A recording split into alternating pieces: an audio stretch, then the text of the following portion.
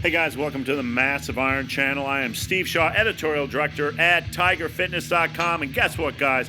I actually lift weights. I actually lift barbells and dumbbells. It's back in bicep day. I want to make a video showing you what I do in my home gym to work my back.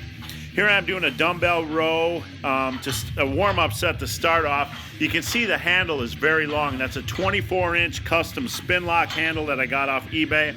I have that handle because it allows me to put up to about 270, 280 pounds on the dumbbell for rows, and I've worked up to a max of 270, so it's definitely a useful piece of equipment. Now, right here I have about 115 doing a warm-up set.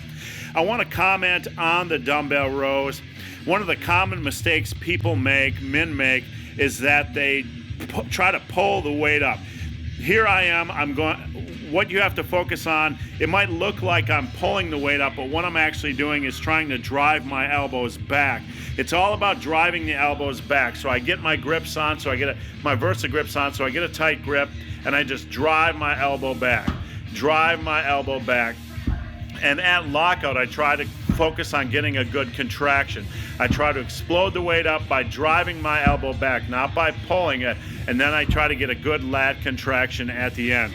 This is 215 pounds. I believe I did it for 8 reps. After I hit my right arm, then I kind of rest for about 10 seconds, get my bearings, try to get my wind back. These are extremely taxing from a cardiovascular standpoint, and I often refer to them as cardios. Dumbbell rows and Romanian deadlifts feel like cardio to me, but here I am jumping back on my left side. My left side is always a little bit weaker than my right side, so it's a little bit of a struggle.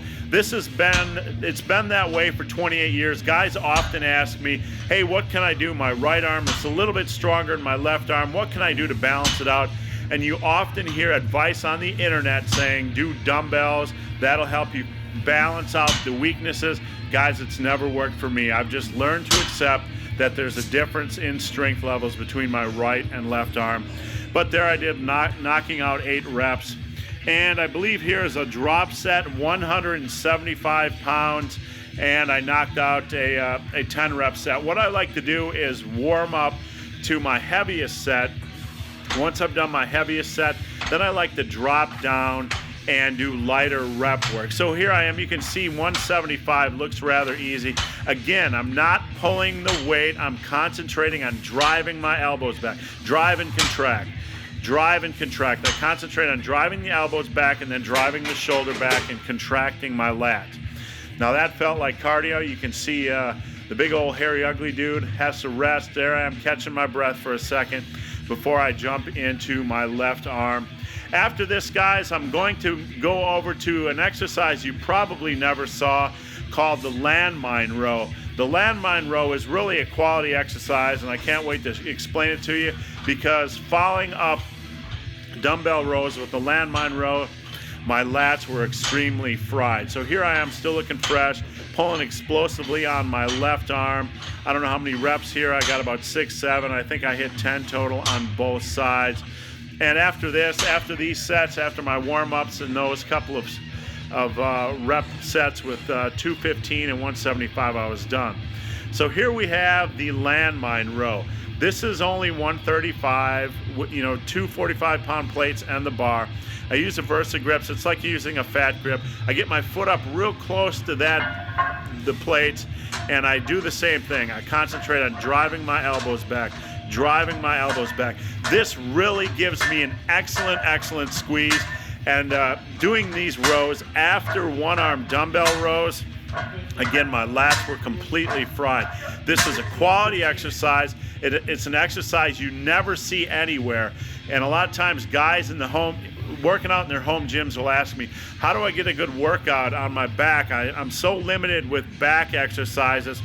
This exercise and the exercise that follows, inverted rows, are 2 exercises most guys have never seen.